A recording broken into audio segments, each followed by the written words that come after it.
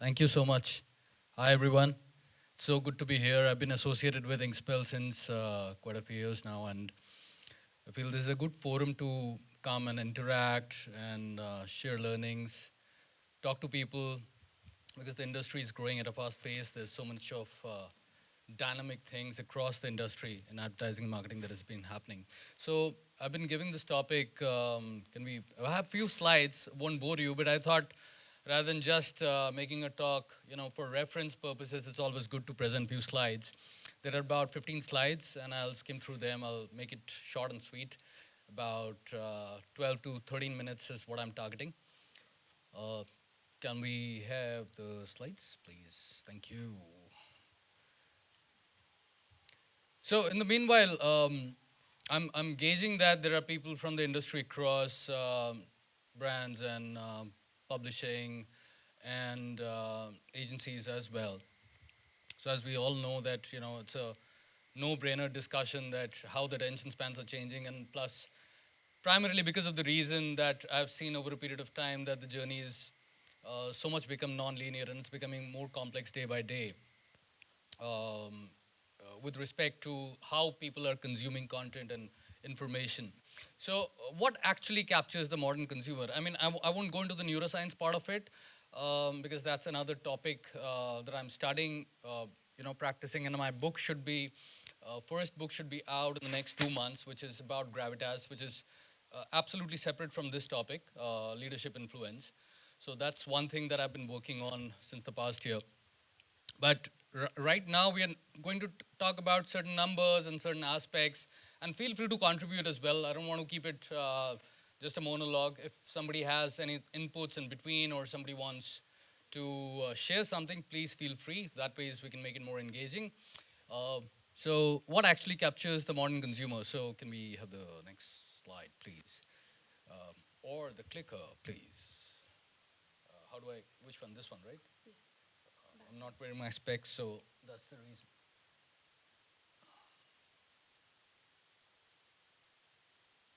I, after 5 clicks. So there is a particular place where I need to click. I don't know. So that's an airport, right? So anyone without the fear of being judged, please, feel free to speak. That why have I put this picture? Anyone?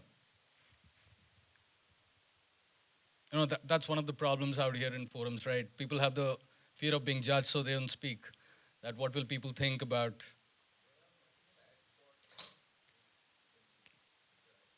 Absolutely. Great point. Multiple ad spots. Absolutely. Your name, sorry. Are Arjun? Oh, how? So I'm not wearing my specs right now. So good to be meeting. Yeah, it's been I don't know ages now. Part of life. So good to be seeing. We'll catch up, please.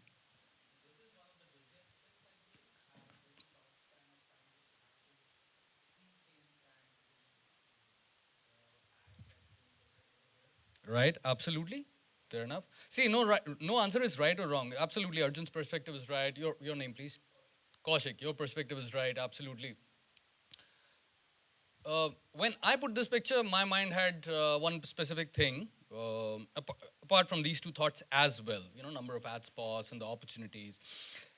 Is there is so much of clutter in an airport. There's so much of noise that flight announcements, ye flight itne baje jaane wali or whatever. And some airports are noiseless as well. They don't make announcements. But primarily, when they make announcements, it's primarily you want your announcement to be listened to. It's as simple as that, right? About your flight, so that you listen to that. And it's becoming more challenging day by day to put your announcement heard in a way that it is heard and listened to, and where people make a reaction or an action to that. So the attention crisis, three forces and the engagement gap and strategic shifts that we are going to talk about in the next few slides. So why attention spans are shrinking, but tolerance for boredom is, this was one thing I was kind of pondering when I was, planning, thinking through this topic, that is actually attention the problem, or is there something deeper to that? And it could be. So I, nevertheless, I just put it either way. So below every slide, there is a key takeaway that I've tried to engage. So attention is earned, is what we all know. You can't. There's no other way of getting that. It is earned, and there is a constant process to it as well. So we'll just. I don't know where to click this. It's taking. There's a delay. All right. So I'll leave you with this slide for the next 5 seconds, and if you read the last line, I was going through certain research reports and all. So just about 5% increase in attention leads to about 40% boost in awareness.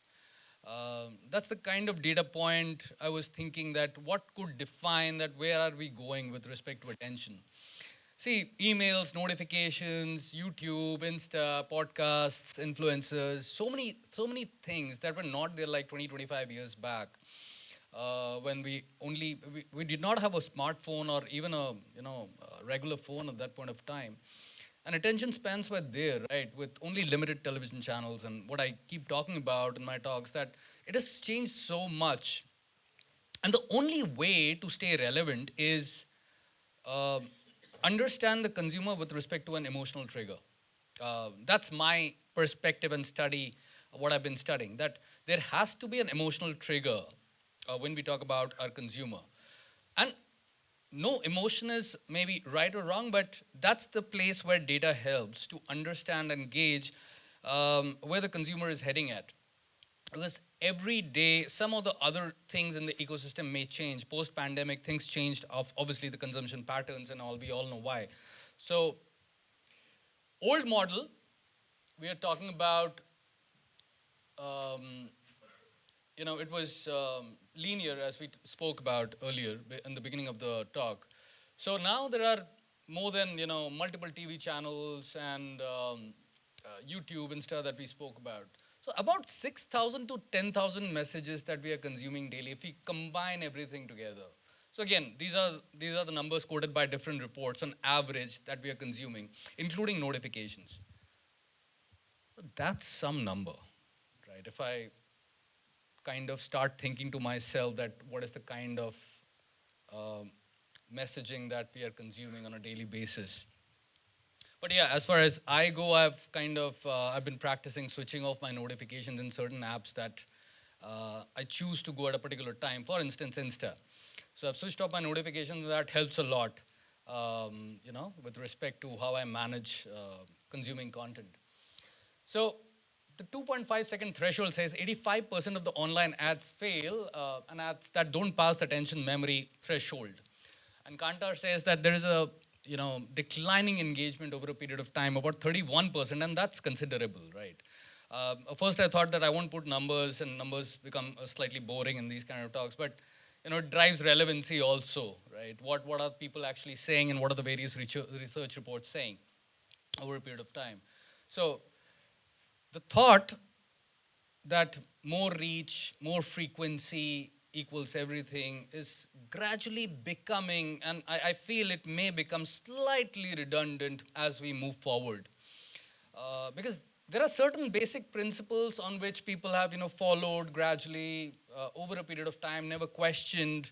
I still question that, what does a click derive? I mean, it's a debate that I keep having with 3 or 4 people in my circle, that are we actually, does clicks define success of a campaign? Is that the KPI? Are there only these kind of KPIs that we can look at, or perhaps there is something else with respect to measuring attention spans that we can look at as well? So yeah, it is, the best part is when we ask ourselves, and when we talk about challenging questions, and we debate about it with our community, it becomes more interesting rather than just following, all right, it's a standard media plan, just put this, and this is a standard KPI. Because we don't have those many a times constructive and difficult conversations with brands and clients. So that's my take. And attention is the scariest resource. That's what I kind of thought through when I was building these slides. And as I said, you can see at the last end that traditional metrics no longer maybe predict success as in, and things are going to change gradually. So I'm not going to spend too much time on this because then it opens a Pandora's box when we talk about it, dives into a separate aspect of neuromarketing and neuroscience with respect to consumer psychology. But yes, biology and the various aspects of the biology of the consumer, the way they think, is very important. So there are three essential questions that if we go even years back, that what does a consumer actually want? Is this relevant to me? Very basic questions. And at times what happens that uh, we kind of tend not to ask the basic questions at times. That when does the actual consumer look like? Because there is a lot of effort that goes into defining that as well. Is this urgent for me? Why? And if this is urgent for me as a brand or as a, for spending budgets, why is this urgent for me right now? Why not after 2 months or 3 months? How do you define that time? And then, is this actually useful for me? What is this actually going to solve? And I'm not talking about brand performance or anything like that. I'm just going to talk about when there is a brief that is shared, when we receive a brief, it is very important to spend time on these dynamics. And most of the times, as we all know, there is no time. Every campaign has to be launched like within 7 days, within 10 days, 15 days. So basically, we are being told, don't think. There's no time to think, just launch it, right? And that's where the fearlessness must gradually come within us as leaders, marketing stakeholders, that having these conversations are very important because the success actually needs to be defined with respect to what does actual success look like with respect to a campaign. Is it just the number of views? All right, so many people looked at it, fine. Did somebody actually take action? Do you want to measure that actually? So yeah. The three forces, the second pointer. So why the first 5 seconds matter more than the next 50? So I'm not going to talk more about it. I'm just leaving you with certain thoughts in the next, whatever 5-6 minutes that are left. Because my intent is when we leave this room, even if you capture 1 or 2 thoughts from these 15 slides, it'll be a success for myself. Because it gives a talking point to people in this room to start these conversations. Or if it's already started and burnt out somewhere, restarting these conversations. So why does the first 5 seconds matter more than the next 50? So surprising visual, unexpected headline, and counterintuitive idea. So leading from disruption to curiosity to attention. Now what does this actually mean? Anybody wants to take a go at it? I mean, what does a surprising visual actually connote? Why was it even there? Why have I even put it? Why is it even a thought? Curiosity, absolutely. Now, from there, I would say, Kaushik, that surprising needs also to be defined and understood gradually when we are doing this exercise, that what could possibly be surprising to my consumer? What could a possible surprising visual look like? Is it just over the edge, over the top? Is it just right there? Do we want it right there or do we want it over the edge? Right. Then unexpected headline. I mean, this is a no-brainer that we all see in news headlines and news channels. Yeah, this is something which can be improvised, worked upon, though it takes effort as well. A counterintuitive idea. So one is an idea that comes from your gut, that suddenly, many times that happens with me. I leave a brainstorming session, and the moment I'm out of the brainstorming session, a beautiful idea hits me. Like, wow, why didn't this hit me in the brainstorming session? So many times I have to reconvene an idea. Hey guys, I had just had a thought. 1 hour already spent, but some ideas don't hit you at the moment when they need to hit you, which is absolutely fine. Most of the ideas come to me when I'm least expecting it, right? Some ideas come to me when I'm brushing my teeth and I'm like, oh, where do I note it? Where do I note it? So I've kind of put sticky notes in certain places where I'm easily able to access those so that I can just, the first thing I do in the morning is, hey team, I just got this idea, how does it look, and these are the implications, and then we brainstorm. So it's very important. See, I'm just going towards the psychology part, which will open another Pandora's box. So success metric is pattern disruption. So just a second. Yeah, pattern disruption creates the hook. So anything in the consumer's mind which creates a pattern over a period of time, right? For instance, let me give you an example from my daily life. We get up in the morning, we have a glass of water or whatever. We freshen up and we go for a run or whatever. There's a ritual that we follow. There's a pattern that we follow, right? Now, how do we know what is our consumer's pattern of thinking? These are certain questions that we need to keep asking and going back to. And at times you need to break a pattern to bring in that product in a different shape in the market so that consumers just start falling in love with it. And that does not have a formula, according to me. That happens with calculated experiments over a period of time because the consumer today may change slightly after 6 months, may change slightly after a year, 2 years, gradually. With the technology boom, it's more than expected, right? So relevance creates the threshold. Did I skip a slide? Oh, no, this is it. So the emotional resonance. Again, storytelling, we all keep talking about, but the storytelling part is very cliched. What's more important is how do you create that story in a way that your consumer would want to listen till the end of the story? How do you keep creating that hook over a period of time? So when we launch something, when we bring a product, when we talk about a product, when we talk about anything, any aspect of it, be it B2B or be it B2C, see, it's essentially the brain, the prefrontal cortex that we use to think, and that amygdala that triggers our emotions. Everything is interrelated, but we're not talking about the parts of the brain though, but I'm just saying that the psychology part of it is very interesting when we talk about the consumer per se. Because the first decision that people take idly, and research says that, is with their emotions. So that's the reason why mapping your message to one of those 6 core emotions before considering logical arguments or the product features, like how do we want people to feel?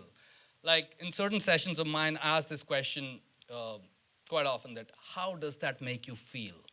It's a very basic and open-ended question, but it opens up the person. And likewise, we have to gauge that how it opens up the consumer, how it opens up somebody leading a brand, that how do you feel about this? The ability to share your feeling in a way that will kind of bring it closer with your words to that definition of how does that feeling sound or look like or visualizing.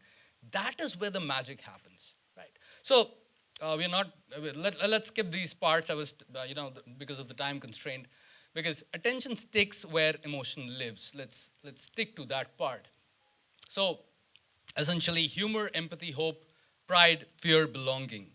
So as I said, if you take home with you just 1 or 2 aspects of these and just think through, it's a good aspect to maybe open up a discussion, moving forward as well. Then personal relevance, 3 dimensions: timing, context, and intent. We all may be aware of this, but we don't talk about this often, that how important is the timing, the context, before even we start writing something or before we start engaging with something. How contextual is that? And what is the intent? When we talk about the funnel, we do talk about the intent part, but with respect to signals and capturing them, data should be also mapped with the way we are engaging with the emotional part and the emotional resonance of our consumers. And it's only not about performance, right? If you want to engage and you play the long race in the marathon for a particular category, for a particular brand, it is always important that we look at the emotional part of it, the intent part of it as well. So there's 2 examples, right? Fitness ad at 6 a.m., high relevance. Same ad at 1 p.m., maybe low relevance. At least I don't know in my circle who goes to the gym at around 1 p.m. in the afternoon. But yeah, just to give a fair idea of what I was trying to drive, that timing matters a lot. And the engagement gap. All right, did I miss this? Okay, right. So we all know about how much time we are spending, like engaging. How many of us watch are avid OTT watchers? Nobody watches OTT?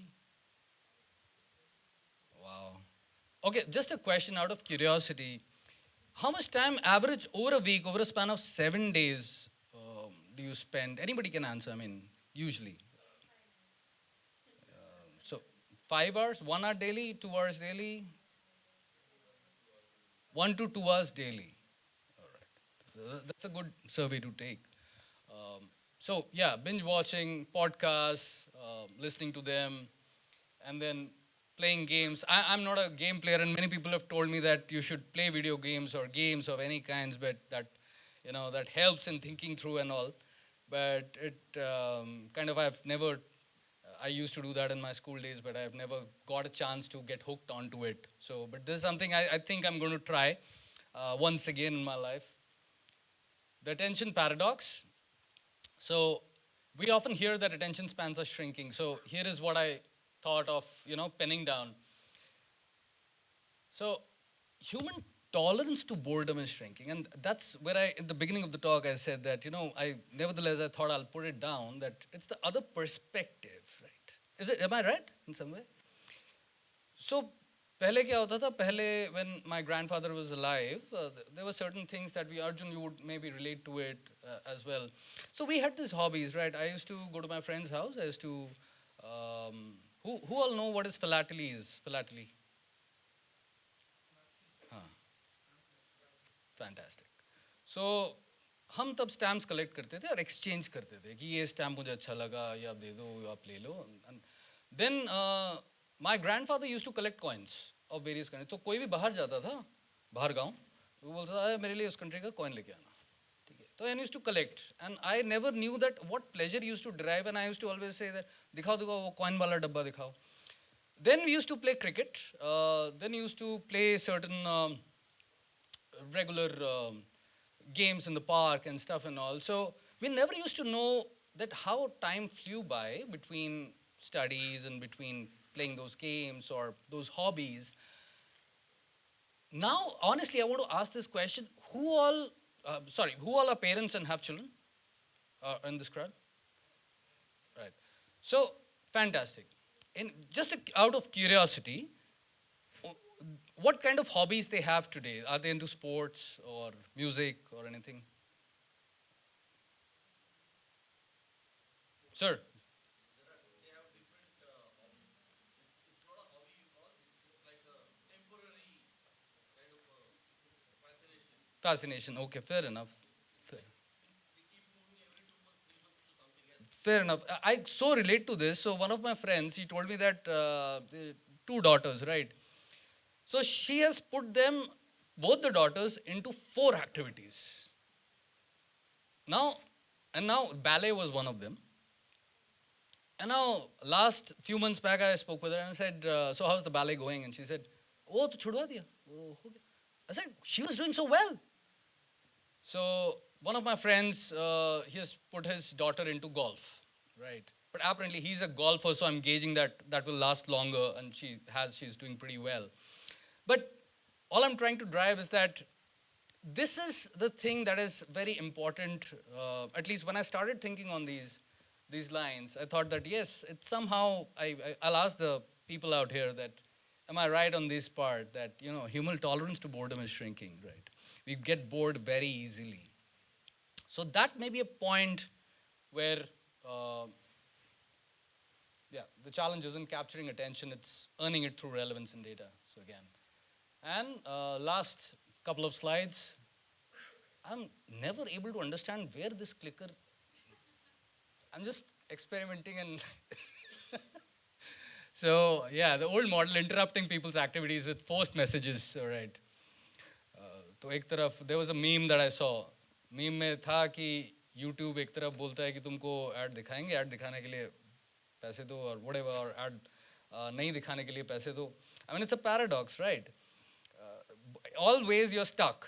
right? What do you want to do? And then there is fear of missing out. You also want to see ads in some back of the mind. अरे ad देख लेता तो पता ही लग जाता क्या ad चल रहा है अभी Spotify पे, YouTube Premium पे. So that's the psychology part of it. You're thinking about it. Oh, should I blog? Should I not blog? You know? Then when consumer feel they discovered you, not that you chase them, attention becomes very voluntary, and it's a gradual process that we talk about. So the old model is interrupting people's activities. It's still happening. How many people say it's still happening, interrupting people's activities when we talk about ads or any kind of things that are हाँ मतलब है ना अभी भी है right it's there in bits and pieces, maybe it's shrinking, but the new model is creating experiences worth choosing, content people actively seek out. So this is gradually happening, taking shape. People have started talking about it that हाँ मेरे को ना एक film चाहिए, मेरे को एक story led चाहिए. So people are now actually coming out and talking about it. At least the way I've seen in the past, at least 2.5 years, that people have gradually started and wanting to invest more time and energy and money into that. And, okay, all right. So again, judging creativity by how different or original it is, and judging creativity by how relevant it is. So social listening, real-time engagement, and two-way dialogue, essentially. So building relationships through interaction. So again, this is just to drive relevance in the flow, I added this, but this is something which does not need much.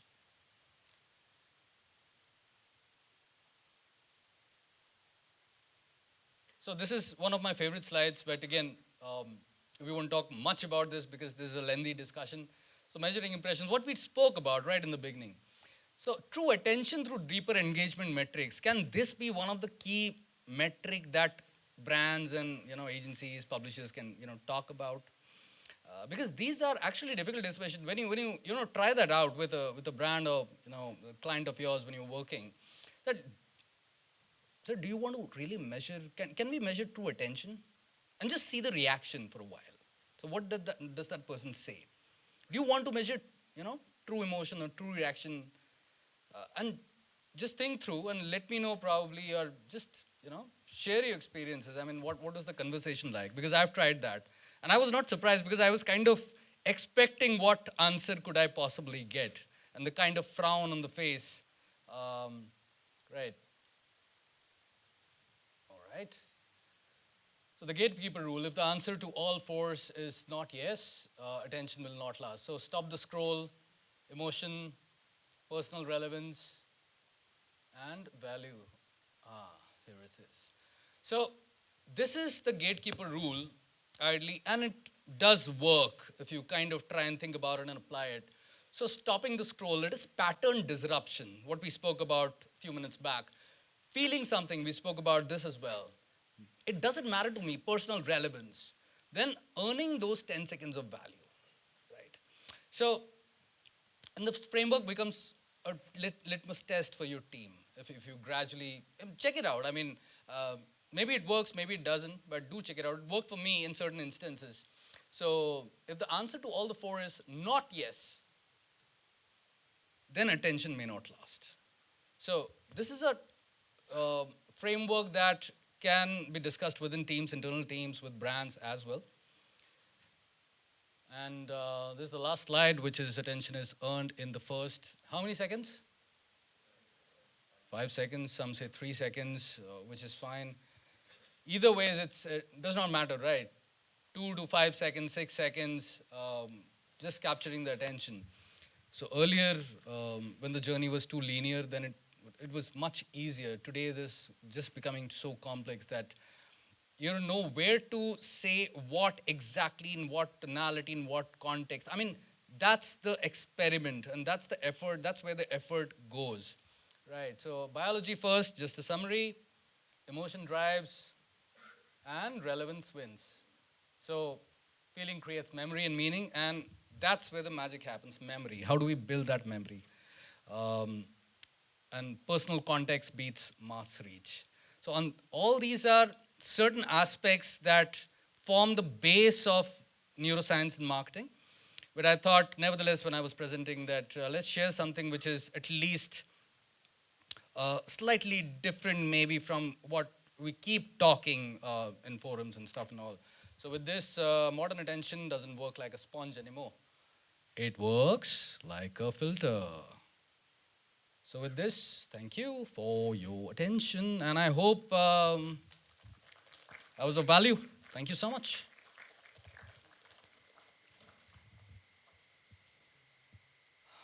It's the magical clicker. It doesn't work when you want to, but it works. Thank you so much. Thank you so much. Thank you so much. We would request you to stay. And there's a lot more that we would want you to do on public demand. But before we move ahead, I would now request Zahara Kanchwala, co-founder and CEO, Right Knowledge Labs, to please come on stage and help us felicitate Dr. Ankoor Dasguupta. Can we please have the certificate? Thank you. Can we also please make some noise? Thank you. Thank you, ma'am, for doing the honors for us.